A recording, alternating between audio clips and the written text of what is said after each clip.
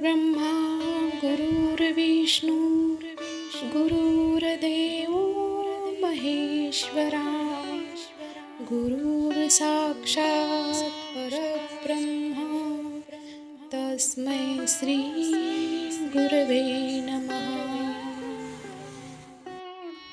दत्त जयंतीच्या आपणा सर्वांना हार्दिक शुभेच्छा। नमस्कार, भक्तिरस चॅनलमध्ये आपलं स्वागत आहे। आज दत्त जयंती, त्यानिमित्ताने दत्त उपासना आपण करालच, त्यासोबत दत्त जयंतीची जन्मकथा ऐकणे तेवढेच गरजेचे आहे। दत्त उपासने इतकी दत्त जन्माची कथाही तेवढीच प्रासादिक आहे। तर चला आपण ऐकूया दत्त जन्माची कथा। अतिशय महान तपस्वी अत्री ऋषी यांची पत्नी अनुसया ही सद्गुणी आणि पतिव्रता होती। तिच्या पतिव्रताची चर्चा थेट इंद्रलोकापर्यंत येऊन पोचली। तत्कालीन व्यवस्थेनुसार ज्याचे पुण्य जास्त त्याला इंद्रपद मिळत असे। अनुसयाच्या पतिव्रतेचे तेज पाहून इंद्रदेवाला भीती वाटू लागली। त्याने तीनही देवांकडे धाव घेतली आणि आपले इंद्रपद धोक्याचे असल्याचे सांगितले। योगायोगाने तीनही देव कैलासावर एकत्र जमले होते। इंद्रदेव तेथे पोहोचले आणि त्यांनी आपली व्यथा तिघांसमोर मांडली।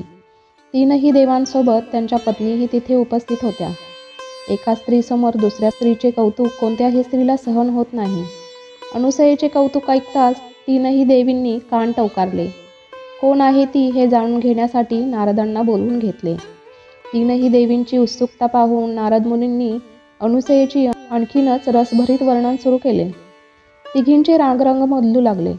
एका क्षणात त्यांनी नारदाला हटकले आणि म्हणाल्या, पुरे झाले कौतुक। आम्हा तिघींशिवाय कोणीही स्त्री या विश्वात श्रेष्ठ असू शकत नाही। त्यावर नारद म्हणाले, ठीक आहे, तसं असेल तर घ्या परीक्षा।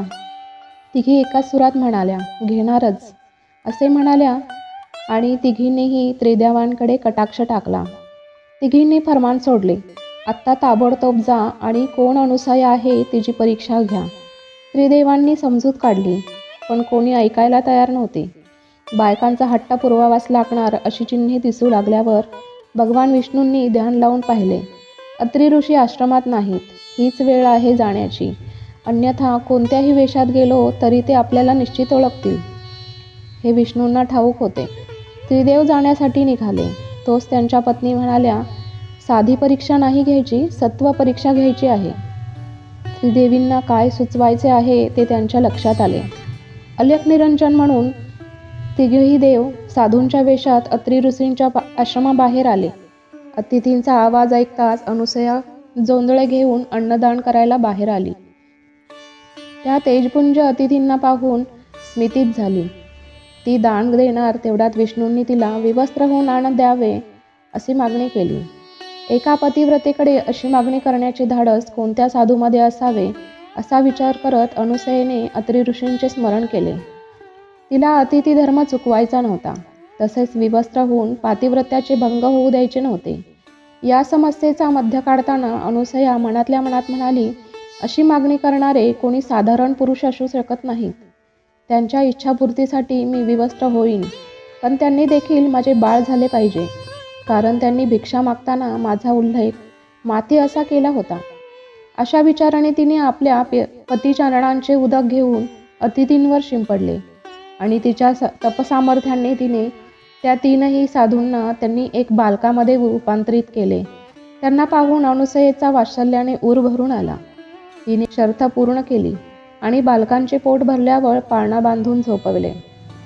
अत्री ऋषी परत आल्यावर तिने सगळी हकीकत सांगितली।